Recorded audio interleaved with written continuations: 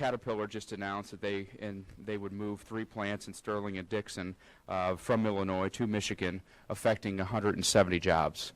Over the last 2 weeks, Springfield, Illinois has learned that over 243 jobs would be leaving their community. 200 from an AT&T call center that would be moving to another city in Illinois, and 43 jobs at St. John's Medical Hospital that would be lost due to Obamacare, and those were top-level management positions. So as you can see, cities across Illinois are facing some very hard economic times, some very difficult decisions, and unfortunately, 2 weeks ago, the city of Quincy learned that we were going to be facing some challenges. We learned that Quincy Compressor was thinking about consolidating their plants in Quincy and Alabama into one operation. And where we're different from what I can learn is that Quincy Compressor, and they should be commended for this, has given their union and given their local governments an opportunity to come to the table with some options and some ideas. And that's what this task force was formed together, to put our best foot forward, to put a competitive incentive package together to keep the 152 men and women who are employed at the Quincy Compressor plant right here in Quincy. You know, Quincy Compressor has been a part of our business community for almost 100 years. And I think if anyone has lived in Quincy long enough, they know somebody who's either worked at Quincy Compressor, who's going to be affected by this change. You know, during the course of this conversation, I learned that my own grandmother worked at Quincy Compressor for over 20 years. And so I think when you have a business like Quincy Compressor, who's been such an integral part of our business community, we need to band together from our local level to our state representatives. And it should be noted that State Representative Jill Tracy and State Senator John Sullivan has been valuable members of this team. I forgot to include them because they're not here today. They have other commitments. But also members from the DCEO and the Workforce Investment Board.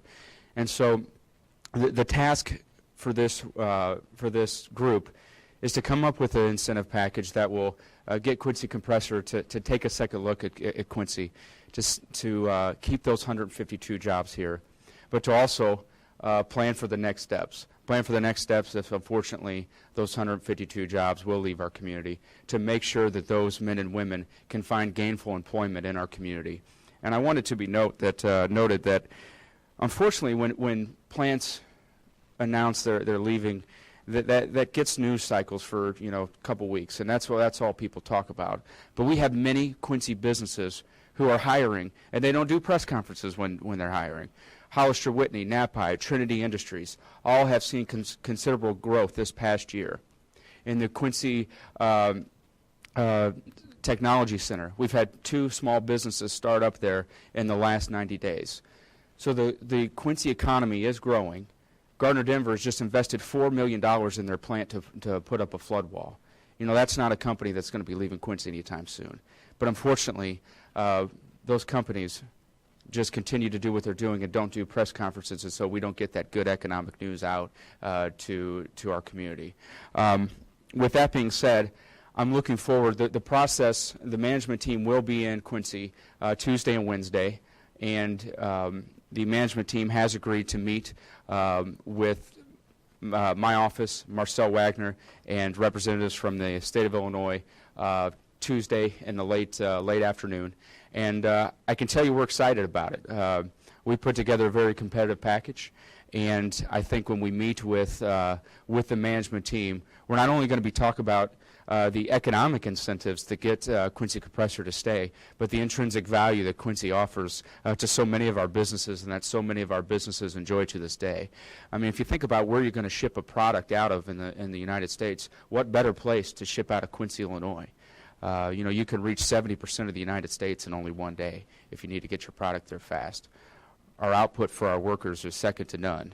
We have a work ethic that is unmatched in the country. And I can tell you that when it comes to an educated workforce, we also are second to none when it comes to a state like Alabama.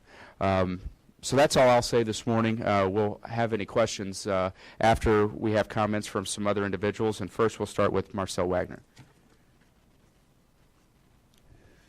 Well, thank you, Mayor, and I want to commend the Mayor on his leadership in putting the task force together. As the minute that we first saw the announcement, we were talking to each other, and And later that day, we had this group meeting together, and that's very, very important to a company that they see that we as a community are very united and are willing to step forward and help. At Great River Economic Development, one of our key items in our strategic plan in our everyday business is working with the businesses that are here. That's 75 or 80% of what we do. So when we get an unfortunate announcement like this, or potential announcement, it's important for us to bring together every resource that we can. And that's really been our thrust, is to let the company know that, number one, we want them to stay here, that they're an important part of our community. And number two, the community is willing to step up and put some items on the table to help them do that. I've been through this before with other companies, and I think one thing that's critically important to remember is that this is a business decision that the company is making.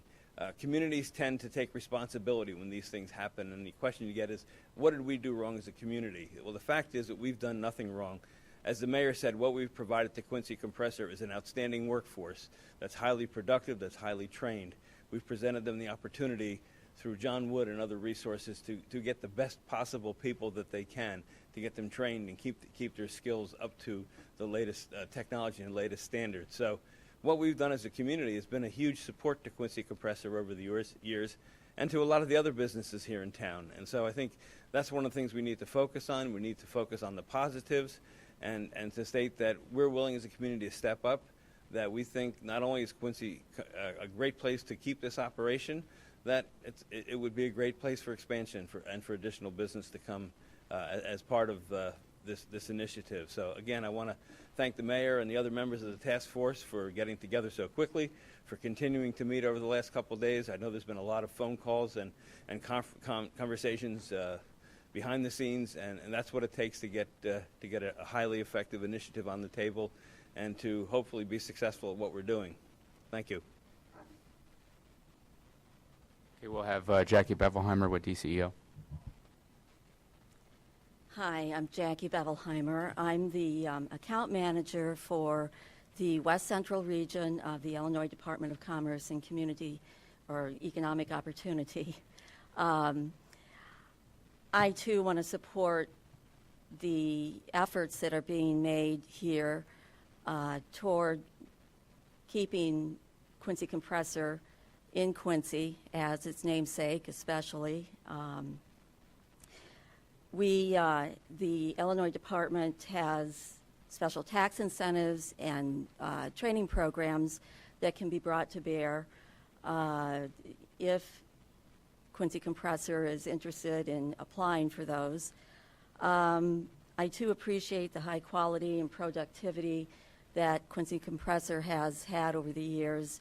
And as a lifelong Quincyan, of course, remember Quincy Compressor as being a very important part of the community for a very long time. So thank you very much. Okay, we'll have Blanche Shoup with the Workforce Investment Board. Thank you for providing me an opportunity to speak today. I wanted to begin my remarks by reading from the mayor's comment earlier in the week. We have some of the hardest working employment base in the nation, and I will put our output up against anybody. I thought that really kicks off what I want to say. You've heard comments from all the speakers before about the quality of the workforce, about the productivity, about what our commitment is in this region. And our Workforce Investment Board sees very clearly and understands that workforce is a key component to economic growth in any community. And what we have today is the opportunity to share with all of you the recognition of what this workforce has brought to this community.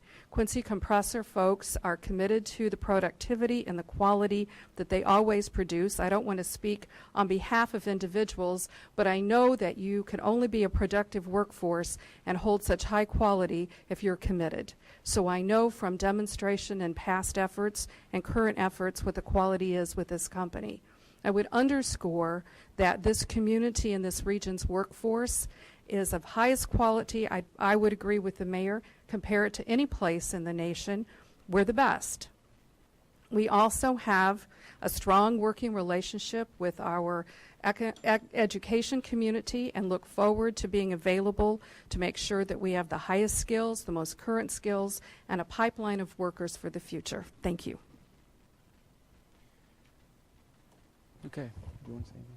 Okay. Now we'll have Ross Miller with the Machinists Union.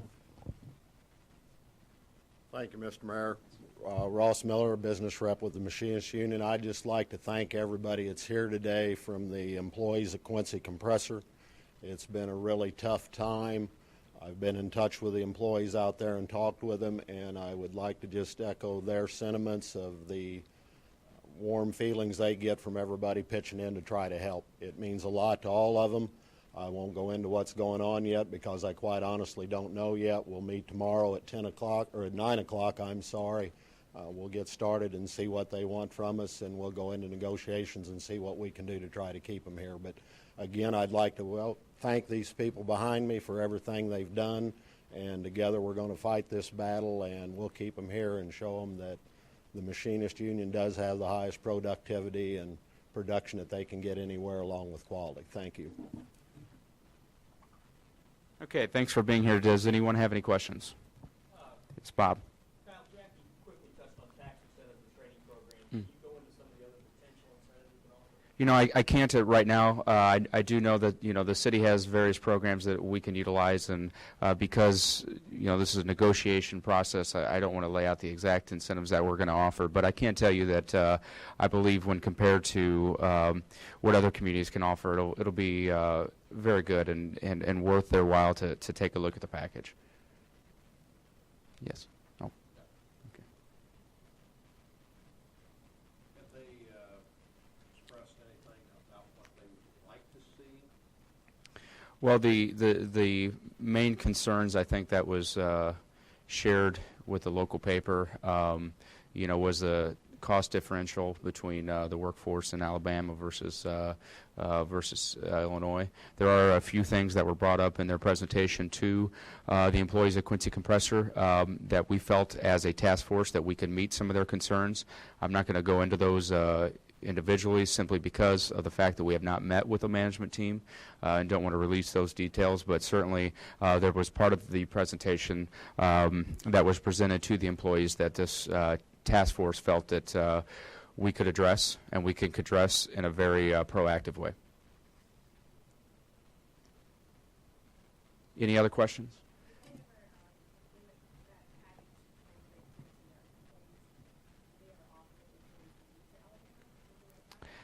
You know, I don't know. I don't think they've began those discussions yet. I mean, right now, again, Quincy Compressor, and I want to make sure we commend them for this, is given the opportunity to bring their workers and this community an opportunity to come to the table and discuss options.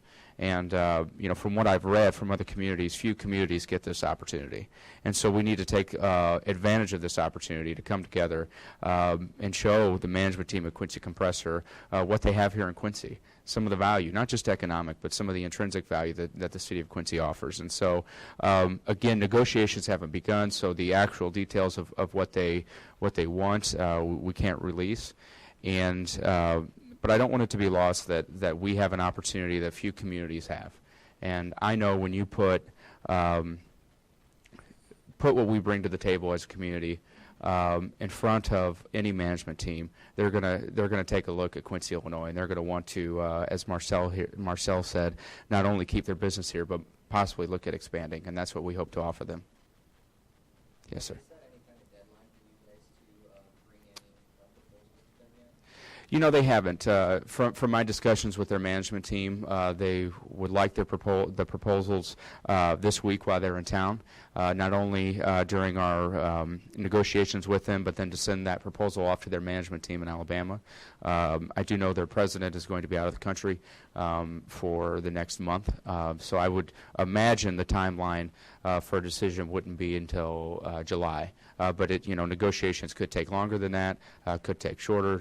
It just, it's up in the air right now.